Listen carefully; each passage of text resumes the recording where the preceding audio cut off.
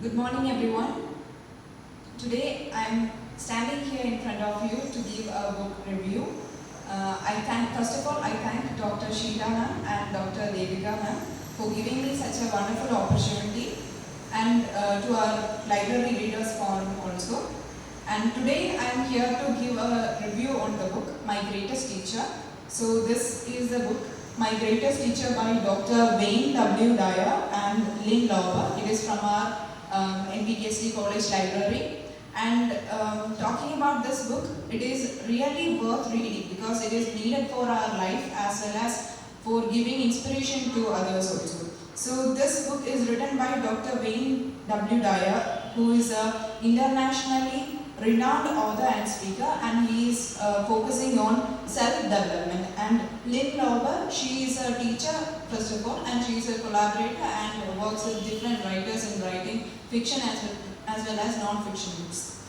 So this story particularly, My Greatest Teacher, it is revolving around the story between a father and a son.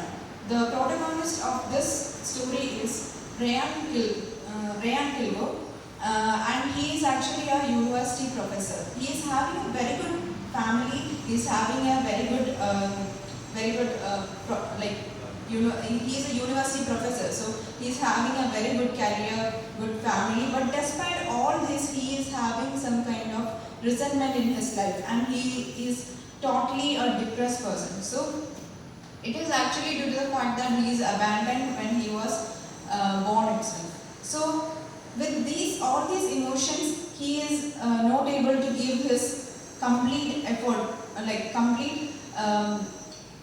he can't express his love for his family. He can't do everything for his career as well. So he feels that there are some wounds in him which are to be healed. So this story mainly is about his travel on how to find his father and how to heal his wounds. So in this book, it is a very small book. Actually, it has only a few pages, around 94 pages only is there, but still it is given in 8 chapters. And the first chapter, it starts with he going to a chapel where his grandmother's funeral is being done.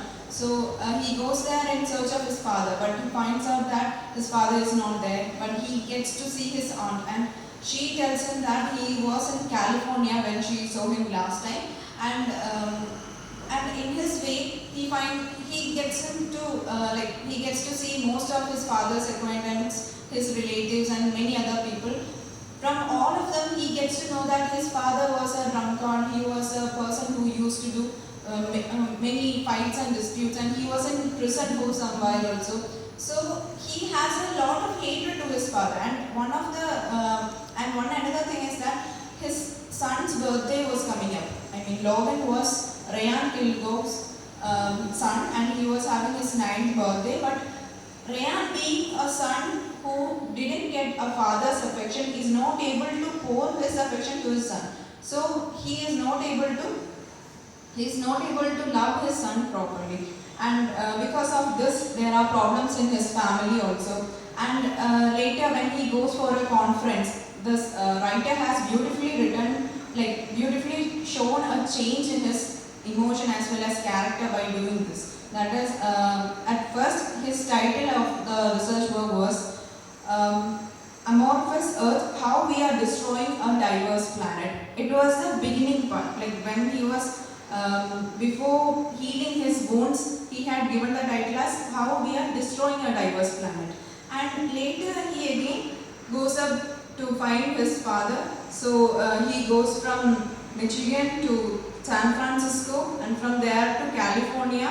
That was around some 100 miles distance was there. So still he gives up his conference and everything because he wants to heal his wounds. So finally, when he reaches to a place, he gets to know that his father had lived there in his last days, and he gets to know that after seeing many acquaintance of his father, he gets to know that he lived in a Victorian kind of house, in his last days, and he goes there. He finds the cowboy hat which his father always had, and then he gets to know that he had already passed away, and a dog was there. It came near him and it smelled at his foot.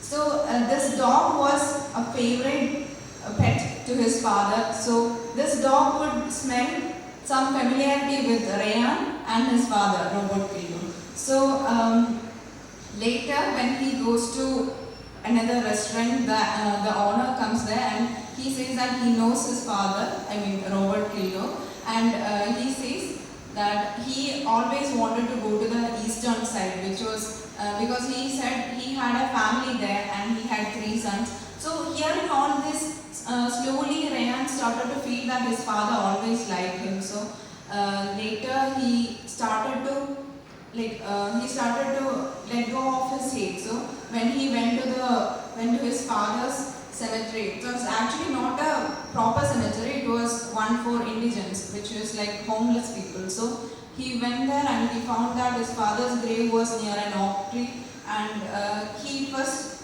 went there and said, "I hate you, father," but later he started to weep, and he was so emotional that when he lifted his eye, when he opened his eyes again, he could see his father sitting there near the oak tree.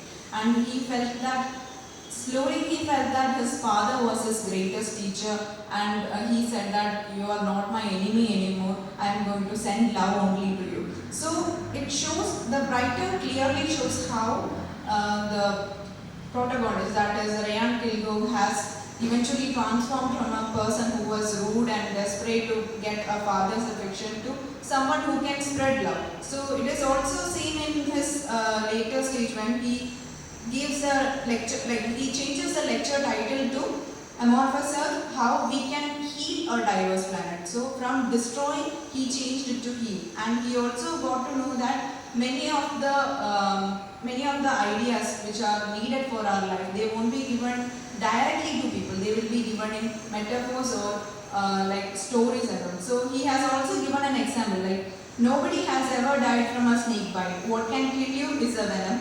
The poison that remains in you, that remains circulates within you after the bite. This venom will ultimately destroy you unless you learn to release it from your system, or even better, until you assimilate the poison and transmute that was once toxic into medicine. So here he has shown how to change his revenge, his hatred and everything into love and affection towards everyone in front of him, and so that he can turn this toxic, which is a revenge and hatred, into love and affection, so that he will be having a very happy life. So finally I can say that this book is really precious to me, because it has taught me a lot of things, and it is really worth to read, and it is really a greatest teacher.